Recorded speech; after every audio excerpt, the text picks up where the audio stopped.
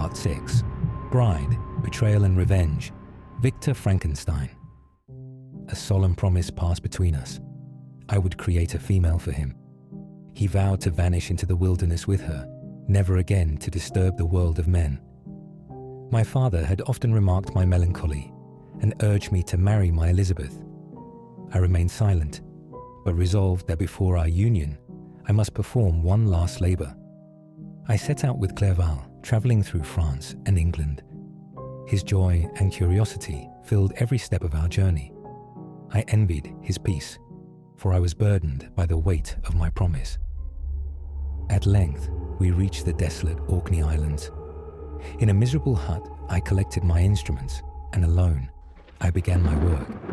I trembled as I beheld the instruments of life before me, and my heart sickened at the work of my hands. Each day, as I stitched together limbs and organs, disgust filled me. I feared the consequences.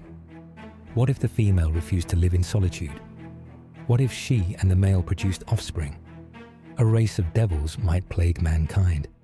One evening, as the moon rose, I saw the creature at the window. His ghastly grin confirmed my suspicions. Horror seized me. I tore to pieces the half-finished female. The wretch saw me destroy the work on which he depended for happiness. With a howl of despair and revenge, he cried, "You have destroyed my only hope. I go, but remember, I shall be with you on your wedding night." Then he fled into the darkness. I sat in my miserable hut, overwhelmed by horror and remorse. I looked out into the storm, watching the waves crash against the jagged rocks. The night was wild and loud, echoing my own tortured thoughts. A knock broke the silence. A fisherman entered, trembling. "A body has been found," he said. "You must come." I followed him to a nearby dwelling where a group had gathered. I saw the corpse of Henry Clerval stretched before me. I gasped for breath, and throwing myself on the body, I exclaimed, "Have my murderous machinations deprived you also, my dearest Henry?" I clasped my hands and exclaimed in agony, "Alas, he is cold. He cannot answer me." I fell to the floor. A fever consumed me. I was confined to a prison cell, accused of Henry's murder. Days passed in confusion and darkness. I heard voices, distant footsteps, and the rattle of chains. At times, I spoke aloud, crying out in agony, calling the names of the dead. I cursed the monster. I cursed myself. Eventually, a kind magistrate came. His name was Mr. Kerwin. He listened patiently and arranged for a nurse. Word was sent to my family. Soon, my father arrived and wept at my bedside. The trial was held when I was well enough. Witnesses proved I had been on the island the night of the murder. I was acquitted and released, but my soul remained imprisoned. I had lost Henry, my faithful friend. His body returned to Geneva. I was to follow with my father. The journey home was slow. Each village, each mountain pass, reminded me of Clerval's joyful presence. Now he was gone, his generous heart stilled forever. As we sailed, I stared into the waters, longing for peace, for forgetfulness, for death. But I was bound by a promise. I must return, marry Elizabeth, and wait for the monster's vengeance. We arrived in Geneva. My father embraced me with hope, but I was hollow inside. The day of my wedding to Elizabeth was set. She was radiant, full of love and tenderness. I tried to smile for her sake, but a shadow followed me. I recalled the monster's words, "I will be with you on your wedding night." I armed myself with pistols and resolved to protect Elizabeth at all costs. The day came. The sun shone bright over Lake Como as we boarded a small boat, gliding across the clear water to a secluded cottage where we would spend our first night. Elizabeth spoke of our future, of peace and happiness.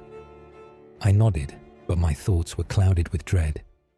That evening, after supper, I left her, as I believed, in perfect security, and strolled upon the ground.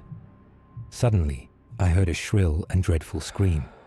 I rushed towards the room whence the scream proceeded, but the doors were open, and I beheld Elizabeth, my love, my wife, stretched on the bed, lifeless and inanimate. The murderous mark of the fiend's grasp was on her neck. I rushed towards her and embraced her with ardor, but the deadly languor and coldness of the limbs told me that what I now held in my arms had ceased to be the Elizabeth, whom I had loved and cherished. A loud and fiendish laugh rang in my ears. I tore through the house in frenzied rage, calling upon him to stand forth, but there was only silence and the echoes of my despair. I rushed into the forest, screaming his name, demanding he face me, but the monster was gone. I returned to Geneva. My father, broken by sorrow, died within days. I was alone. Revenge kept me alive. I dared not die and leave my adversary in being. Sometimes he himself, who had indeed no mischief to dread, would announce to me his presence and remind me of his existence. You are my creator, but I am your master. Obey. When he fled, I pursued him. Sometimes he eluded me. Sometimes he fled faster, though generally he abided by me. To my destruction, I perceived that I had gained no knowledge of his actual abode, and now a vague pursuit carried me over deserts and mountains, through forests and lakes, through sleepless nights and desolate days. He fled northward, and I pursued him across the frozen wastes. Sometimes I gained ground. Once I saw him in the distance, leaping across an icy crevasse. I pressed onward through frost and hunger, driven only by vengeance. I hired guides and procured a sledge and dogs. The cold was excessive, but I endured misery which nothing but the eternal sentiment of revenge could have enabled me to support.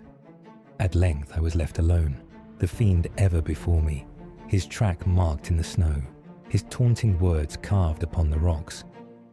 Thus I continued, until I arrived on the confines of the frozen ocean.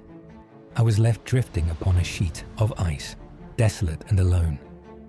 But still my purpose clung to me with a hellish energy. Life is nearly extinguished, yet it is prolonged by this one thought: revenge.